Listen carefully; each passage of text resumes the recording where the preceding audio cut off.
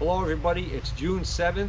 Finally gonna get back to work on the Mercury Tower Power. The problem I had was it wasn't shifting correctly after I put the lower unit back on, and it started to rain, so I had to quit. And then it pretty much didn't really stop raining for quite a while. We've had a very unusually wet start to the season here in New England. It's actually kind of delayed a lot of things. Memorial Day weekend wasn't as warm as it traditionally has been, so a lot of people haven't opened their pools. It's a big weekend for pool openings. Everybody wants their pool open for Memorial Day weekend so they can have a party, and a lot of people didn't even bother opening their pools because it was so cool. So, and wet. So I'm gonna see if I can squeeze out a little bit of time before I have to leave today, and gonna drop the lower unit off again. All right, so I dropped the lower unit down, and now my shifter up inside the boat is working normally, and everything seems to be normal as far as the linkage goes. So I think it's just something to do with the way I had that timed. So the book said that in earlier models you're supposed to have it in forward gear when you install this thing, and then it said in later models should be in neutral. And then the book also showed what position that cam should be in when it's in neutral. So what I did was I put it in neutral, positioned the cam where it should be, then I put it in forward, but I wasn't sure how far over to put it into forward. So I think what I'm going to do is I'm going to try and keep it in neutral, and then keep the shifter in neutral and install the lower unit with it in neutral and see what happens. All right, so I've been thinking about this, and having my son actuate the forward reverse lever, I was able to confirm that when you put it in reverse, this rod right here, cable moves it back, which works this linkage right here, and essentially has the effect of moving the shaft counterclockwise, looking from the top, and then forward would be clockwise. All right, so with that information, I can now reassess what's going on down here. So right now this is in neutral. All right, and it's that leading edge there is supposed to be lined up, so I do have that lined up correctly. And so what would happen theoretically is, if I were to put this in reverse, okay, if I were to put this in reverse, then this rod, the locking rod, would come up and sit on this plateau right here. All right. So that makes sense. But if I have this positioned incorrectly, what could happen is, if this gets turned too far and the rod falls off the back side of this cam right here, it'll get stuck in there, and then the thing will not want to shift anywhere at all. So it won't want to come back out into neutral. So but that's not actually what I was having for a problem. So I don't know, I'm tempted. I could either put this in, keep this in neutral and try and assemble it right now and see what happens. I just don't know how much that really moves when you shift it. The other thing I could do is I could put it in reverse and bring it over so that this plateau is right underneath where the where that pin's going to be for the reverse lock lever. All right, so we're going to try this again. We're going to do it by the way the instructions said, which is I've got it in neutral, and we're going to try this again in neutral. Maybe it's just something was a little haywire off last time.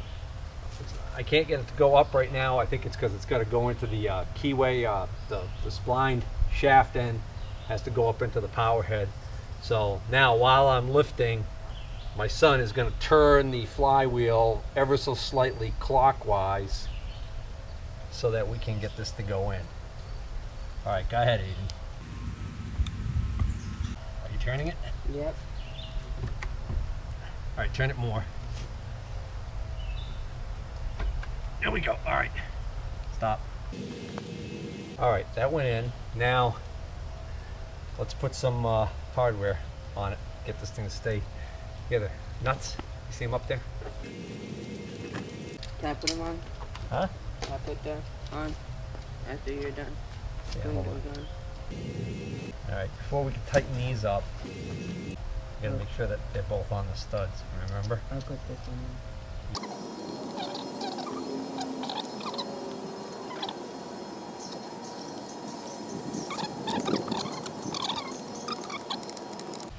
Actually, what I need you to do is I need you to tighten this one on the other side, the one that's stuck in there. Let me have that.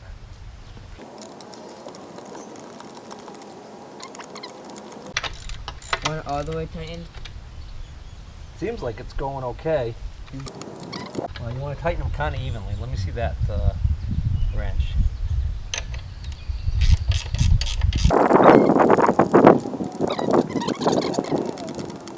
Daddy, Yeah. is this the original bearing that's in it? That was in that one. No, this is a whole new, well, this is a whole different unit. Do you have the old bearing? Yeah, it's junk. Does it spin? No, it's all rusty. Water got into it, ruined it. Why did All you right. get into this one? Huh? Why did you get into that one? This is supposed to be open. This is where the exhaust comes out. Yeah, that even seems like it, that seems like it went up a lot easier. It didn't fight me as much. So I feel better about it this time around. And it's still in neutral.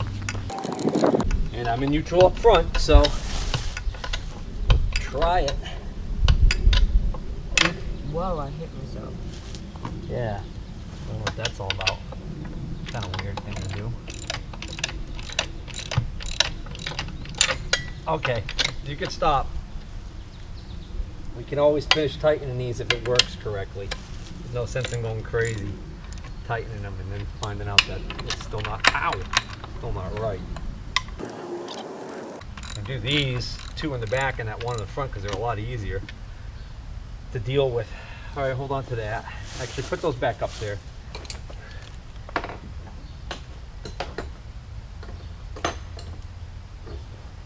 Yes.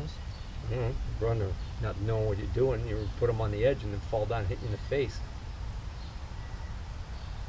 But if that's what you're into. All right, so I believe that when this is in neutral, this thing's not, this hook's not being activated. It isn't. You can see it to go this side of it. Yeah. All right, so what I'm going to do is I'm going to pull this pin out. Pull that pin out. Stick it in the hole that's furthest out. Out. one? Yeah. There you go. So we're going to reposition this pin so it's in the furthest out position. So that there we go. So we can see if it's going to hook on. Want to move this? Yeah, go ahead. So, see, that is hitting. So the question is it supposed to be hooked in neutral? I honestly don't remember. All right, here's what we're gonna do now. Mm-hmm. Put it in first gear. First gear? What do No, you think put this it- is? Motorcycle? Put it in above. Yeah, hold on. There's a What's the matter? hornet. Hornets? They won't eat much. See right there. Oh yeah. Yeah, he's interested in something under there. Should we send Mark in there to get it out? Yep. Mark, you want to climb in there and knock out a hornet's nest? All right. That's right. Yeah. Go ahead, push that lever forward.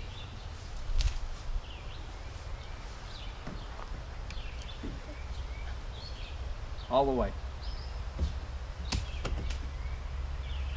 Okay, so that should be forward gear right there. The hook should be up. And it certainly is. Yep, the hook is up, so I was able to push this all the way down like I should be able to. This should, yep, this is now in forward gear, and it's unhooked so the motor could tilt up like this if it had to. All right, now slowly pull it back into neutral. Is it not going? No. You have to easy. Oh, good. That's good. Is it in neutral? Yep. Good. The hook has moved down a little bit. Not a lot, a little bit. And I'm still in neutral. Son of a gun. Push it back forward again.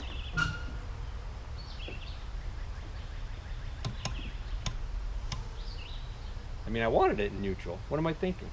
You put it in neutral, it should have been in neutral. All right, go ahead, pull it back in neutral. Should be like a click where you feel it going in neutral. Is that neutral? No. That should be neutral right there. And it is. That's working. All right, okay, so in neutral it's partially hooked. Now, the moment of truth. Pull it back into reverse.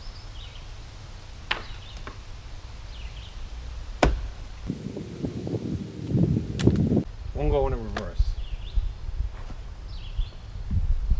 Wait, that's not reverse.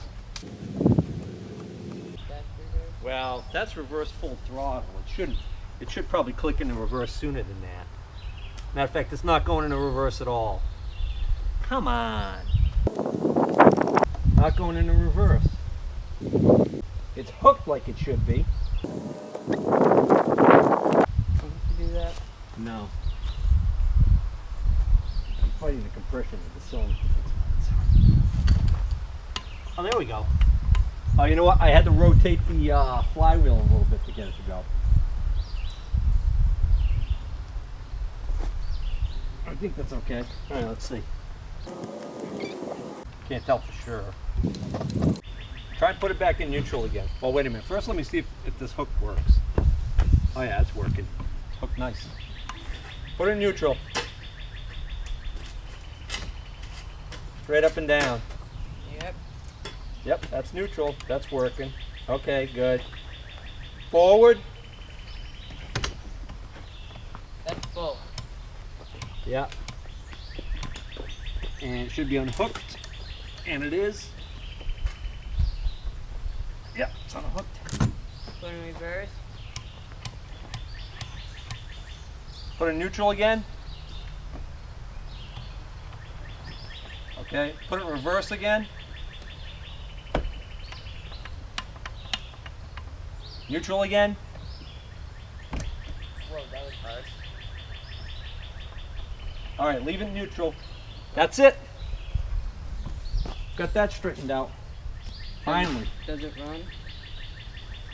Yeah, it's running now. No. One of those new quiet eco models. Economy, environmentally friendly. It's a 4-stroke now. Does it? I told you I haven't had it running yet this year. It better run. Ran last year before we put it to bed. Isn't this not the one? What? Flywheel? What are you saying? You said this was the correct flywheel in here? I didn't say it was incorrect. I said it was a different one. Somebody changed it, I think. Based on my research. That's okay. This isn't the original lower unit. So who cares? Let's fix those battery cables. Well, looks like I'm gonna have to quit for today. I cut the bad cables off, and I was hoping that if I cut back far enough that I'd get to some good wire.